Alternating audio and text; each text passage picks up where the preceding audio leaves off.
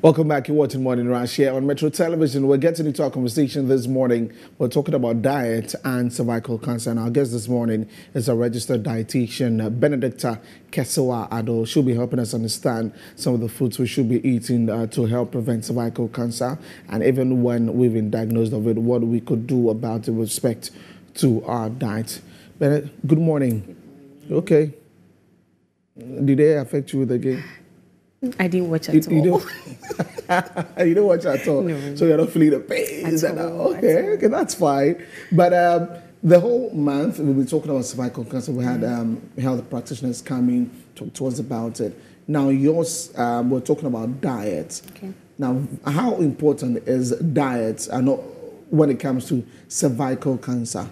What should we be looking at, even in the first place? As I've learned that it could, for cervical cancer, it could be with you for a very long time without you not even knowing. Yeah. So how then do you know that, okay, I've got to be eating this and all that? All that, okay. Yeah. So I'm sure the doctors have taken us through the main cause of cervical cancer, which is the human papilloma virus. So this is a sexually transmitted disease, infection. And when you have it, you don't see the symptoms. So the best thing is you do your screening. But let's say you're not even doing any screening at all, then you have to eat in a way that's, peradventure you have any infection, you are protecting yourself. Okay. Now, a lot of research has gone on when it comes to the area of cervical cancer and diet. And studies have shown that some specific nutrients are able to either delay the initiation of the cancer or help to suppress the HPV.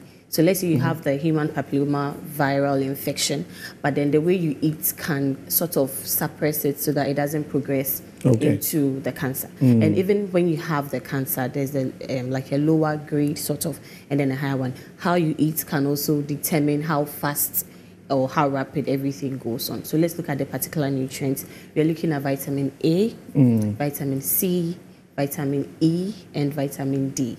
Vitamin A, B, so A, C, E, D. So like ACE, ACE like ACE, and D. Okay, so these are like the main vitamins or nutrients that studies have shown that have some cancer preventive, specifically to cervical cancer. So let's look at vitamin A. What does it do? Where do we get it from?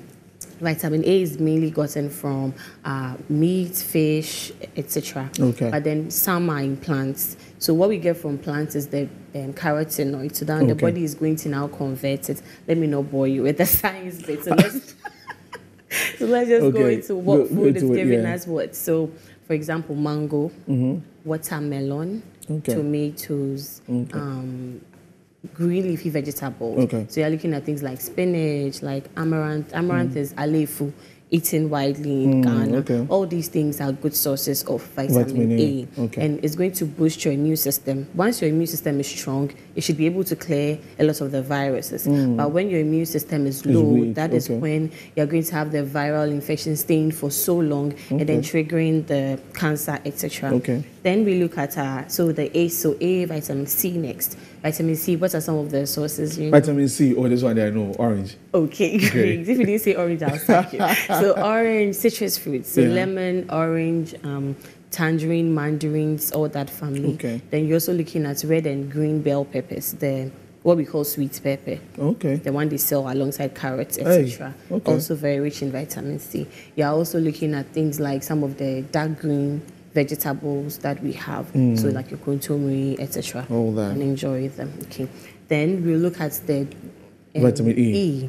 So when it comes to vitamin E, we mostly get it from nuts and seeds or nut oils. So seeds general, like your sesame, flaxseed. You don't know that, I guess. I should have brought pictures. So flaxseed, pumpkin seeds, they are mostly sold in these health shops, even on the markets. So you can get these seeds, the nuts like almonds, cashew, even peanuts. And peanut butter. You can also get some of the vitamin E from oils, like olive oil, sunflower oil, etc. Then we go to the vitamin D. So vitamin D, we mostly get from meats, egg yolk especially. So those of us throwing the yolk away, let's please enjoy. Egg yolk is not good. This day, I've never met them. The day that are saying that thing, but we forgive them. So please enjoy your egg. I'm sure the issue is when you eat too much, like the chibum when you're frying like 7 eggs at a time, that's when it's a problem. Okay. Like 1 egg yolk, it won't do much great. Okay. So you can enjoy your egg yolk, but then you can also get vitamin D from mushroom, which is strangely very affordable now, the ones they cultivate. So if you don't eat it and you're a woman and you're trying to protect yourself from cervical cancer, you can add it to your diet, and then foods that are supplemented with vitamin D. So you're looking at cereals, plant-based milk, etc. Okay. Now, studies have shown that people who don't eat a lot of fruits and vegetables have a higher risk of developing cervical cancer. Okay, and looking at the typical Ghanaian diet, ideally it should be rich in these vegetables, but most of us don't end up eating so much. So when you give examples of the A, C, E, D, I realized it was almost like a whole meal, with the A and the C comes in the D. The C will probably be the last thing, the orange that you take later and all that. So what would be the right meal? Because we do not ever think about it. When I go to the market or whoever sells the food, I'm watching I'm gone. I'm not thinking about this is giving me vitamin A, vitamin B, C, or whatever it is. So what would be the right meal? That will constitute everything that you. So what we mostly see as dietitians is that eat a rainbow. Okay. So what are the colors in the rainbow? You have red, you have yellow, you have green, you have indigo. So don't test my colors this morning. I'm bad at that. I know. So I mean, I can see. So any your food should be colorful. Okay. So if you're only having white and red, example, rice and stew, kinky and pepper, like it's just like 2 colors on your plate. That one can't be a rainbow. Oh, okay. Gets it. So we're saying eat a variety. So like you're saying, you don't think of here that I want vitamin A, but just make sure you are varying your meals as much as possible. Okay. So it's not kinky and pepper the whole week or wachi the whole week. So the more you vary your meals, then you stand a better chance of having like a balance. Okay. Yeah. That's interesting to know. That I want to know, do people walk to you and say that I want to ask about, what I should be eating to prevent this, like we're talking about? Does it happen? Yes, it does. Okay. It does, especially in the hospital setting. Okay. So based on where you are stationed to work, you have specific people approaching you. Okay. Yeah. Okay, that's great to hear. So all these things, as we mentioned, the ACE-D is to help us with the prevention. Okay, of cervical cancer.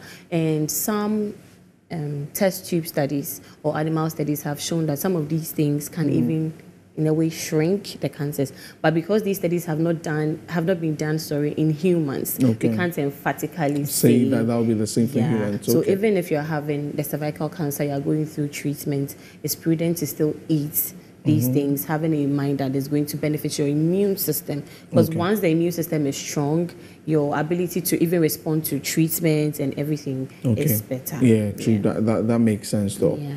So all through that, from the beginning, if people are not paying attention to what you're eating, it could start the trigger the cancer happenings in their body.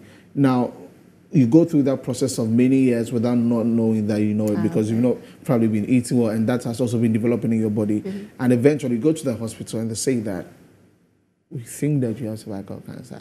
At that point, when it comes to the diet, what should you be doing? Okay, so this is where I will sound sort of a warning. The moment people are diagnosed, there's a lot of misconception. Okay. So they stop eating everything. They don't take milk, they don't take eggs, they don't take meat.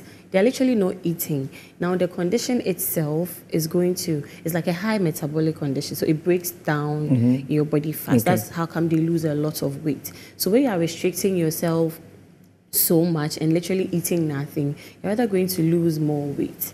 So the first thing I would say to anyone is, please don't listen to radio and TV doctors. Like, don't, let me polish it. Don't just take advice from people who are not really certified and then harm yourself. Just see a professional, okay? And most of these things is not a one-size-fits-all thing. Okay. So based on your particular challenges, the dietitian may draw a meal plan for you, etc., etc. Okay. But what I would say generally is mostly, aside the things that you generally know you don't have to eat, there are not so many restrictions when it comes to. It's more of the things you should be including and then boosting up your energy. So if you've heard anything on radio, TV, and you don't want to eat meat because you're 30 years, etc., please speak to your dietitian.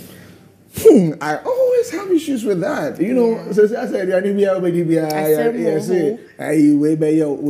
so what should we be eating, really? And for persons in that state of having the cervical cancer, you mentioned energy. Yeah. So what are the foods that could help them in that state? To give them energy. Yes. So for them, it's like holistic. Example, let's say if you eat a bowl of kinky, example, or I keep mentioning kinky because it's my favorite food, no harm intended. So let's say eat a bowl of kinky and it's enough. Because their metabolic activity is higher, they may have to eat 3 or 2. But it will be hard to sit down and say you're eating 3 bowls of kinky to meet the energy requirement. So your professional can give you options, maybe how to, increase the energy content of a small portion of food, use a supplement, etc. But in general, carbohydrates, foods are the energy-giving foods. So if you are eliminating carbs, there's trouble. And you also have to eat your proteins. Very, very important. Because once you're not eating your proteins, you're going to break down your protein stores. Carbo kinky, rice, millet, yam, plantain, cocoyam. Anything that comes, the Ghanaian mentions first when you ask, what did you eat? Well, that's our typical. I get it. I would say I ate chicken. True. I'll say rice and chicken. Rice So that makes it easy for our community. Then you make sure you have your protein. So fish, chicken, eggs, snails, shrimps. If you don't crave one, there's another thing to eat. So if you don't want to eat chicken, you can eat eggs. If you don't want eggs, you can eat snails. Don't just say, because I won't eat fish, chicken, or meat, I'm not eating any protein. Okay. Then you have your fats and oils. So oils, olive oil, palm oil, whichever one you're having. But then it should be in moderation. Yeah. Because I was going to ask about that, because if you take oil, too much oil, there's bad oil, good oil, all of these things. Right now, what should we eat? Like, what should we really be eating? And for me, those who know, that me, I like food like that. So those things worry. But anyway, if you just joined us, we're talking to Benedicta Addo. She's a registered dietitian, helping us understand the diets we could take in case of cervical cancer. We talked about the prevention, and even when you're diagnosed for that cancer, cervical cancer. And so that's what we're talking about. We'll be wrapping up very soon. And now to general stuff.